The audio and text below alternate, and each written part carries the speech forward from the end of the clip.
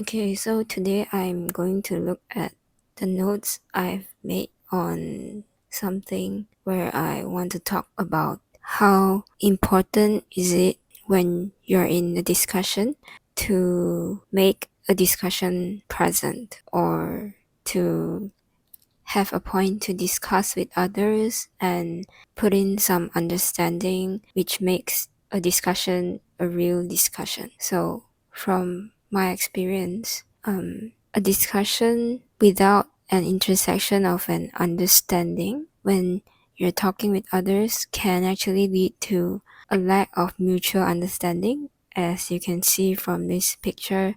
From the mind map that I'm doing here is that when people come together and they want to talk about something, a topic or a point of view where each of them are having different views, a discussion is essentially there to make them listen to each other first and here is what they have before they listen to each other.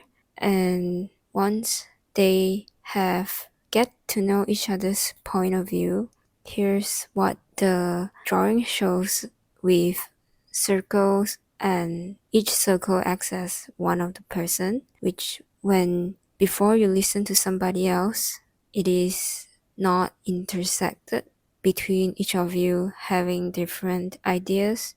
However, I think it is really important for us to establish understanding in within discussions. I believe everyone wants to have a good understanding in a discussion. And oftentimes we do not know what to reply, or is it that we are expressing it well enough in the sense of understanding other people. However, from this diagram, I think it suits the most to describing how are we able to lock in other people's view after listening to them. And even though we might not agree with the other party's point of view, but after you listen to the person, you should be able to have an intersection of what you have learned from the other person. And I believe that's how a discussion can come lively,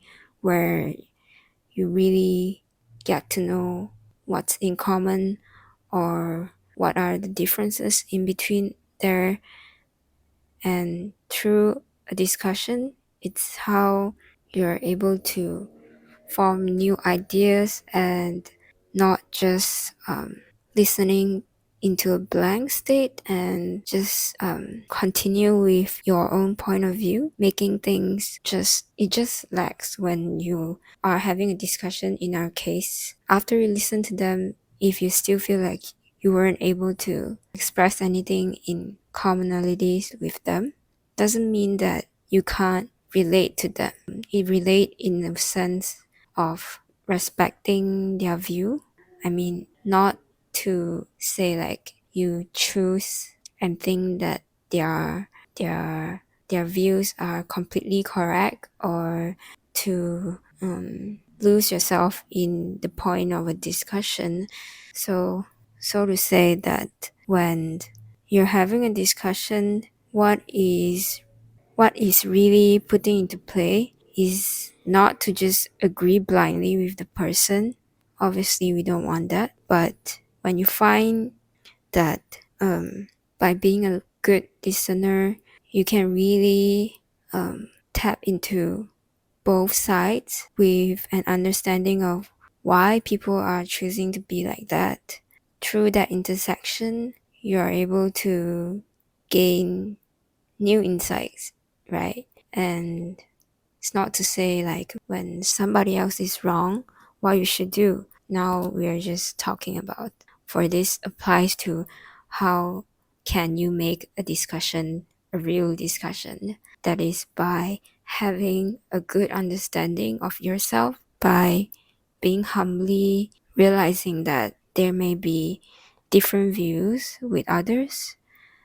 However, being a good listener plays a big role in that. So after you listen to somebody else's view, and if they have a different point of view.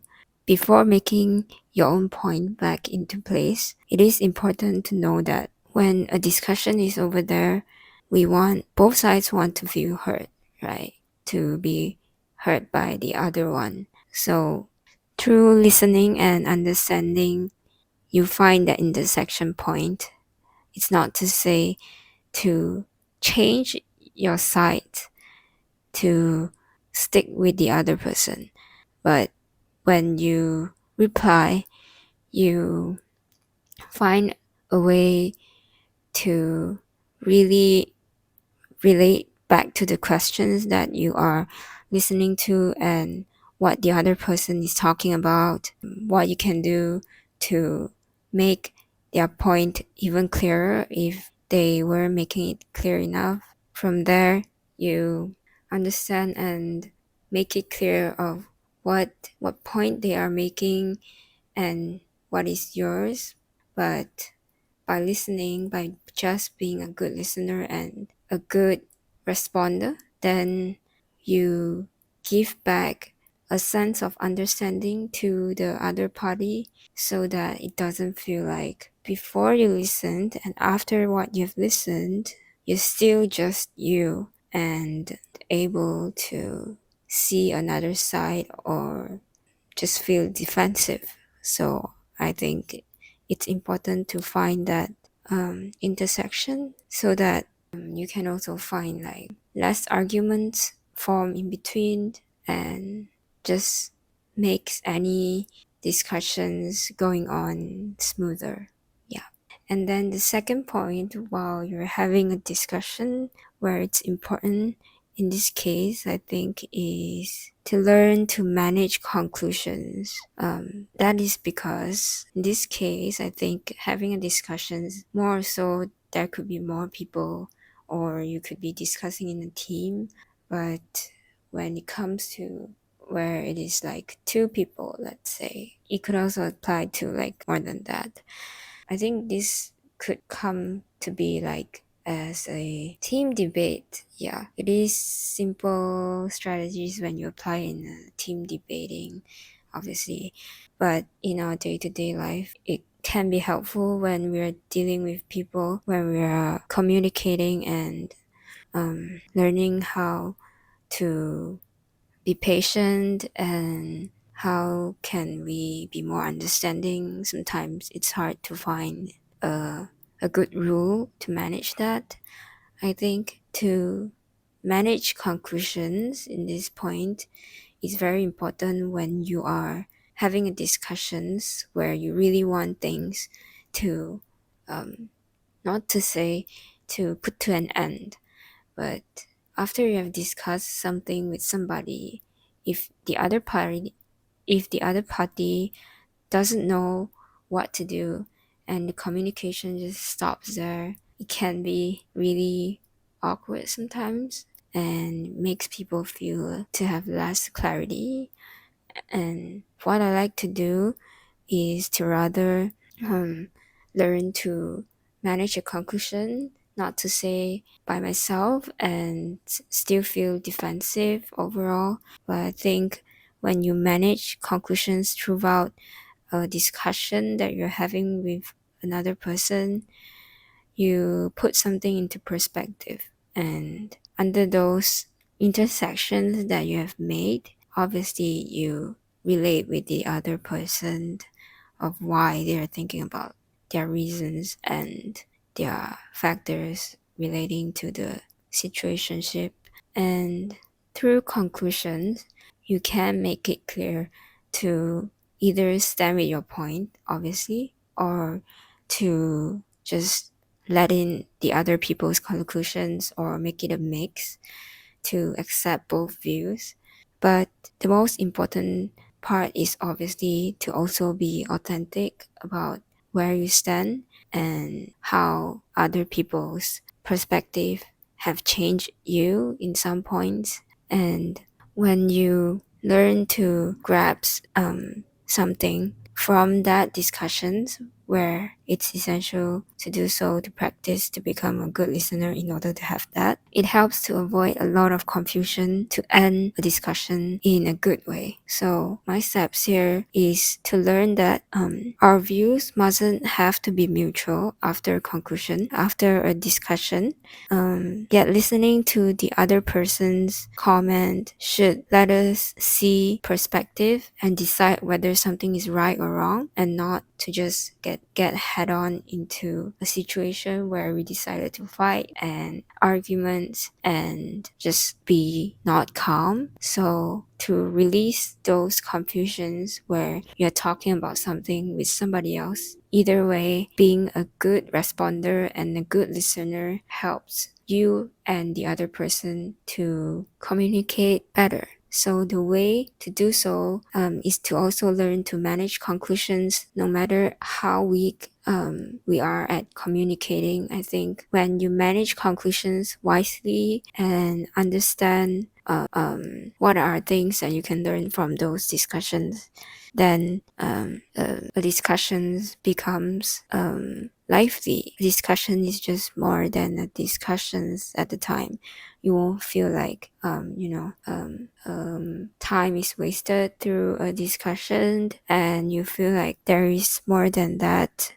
Obviously everyone has their style of replying, but I think when you reply authentically, in some most respectful ways that you can do without trying to trigger the other person, then having a good intersection by being a good listener and a good responder, and also learn to manage conclusions of the situation with the person, can make you grow in that kind of discussion, which is the good kind of discussions that we are looking for in the future, so that we are really practicing to be understanding and learn to grow in terms of communications, and also creating ideas with others and collecting insight from many other parties. Yeah. The point of this video is to also make it that it's hard to say how respectful can you be towards the other person, or what you should be taking care of others' feelings, or you should be straight to the point when you are discussing something with a person, because every situation is different with different people. However, in this case, I would like to just also to add that when you are in a discussion, what makes a discussion end well without making another person feel bad is to also just learn that it's not that we are all so different, and then just tell the other person that, okay, so you have another viewpoint with me, we can end this thing because we are also different. So I agree with your point, and I don't care to talk about anything about that with you anymore. I think having a discussion with others isn't just going to grow that far when you are being scared to let things fall away. I mean, to fall apart. So obviously we're talking about when you're at a safe place and to talk about things. Then when you listen to somebody else, it's important to learn to take care of the intersection point that we have discussed just now, and also while you manage conclusion throughout that discussion. These 2 points are easy to make us a better way to learn, grow, and communicate with the other person while we are in a discussion. And that's how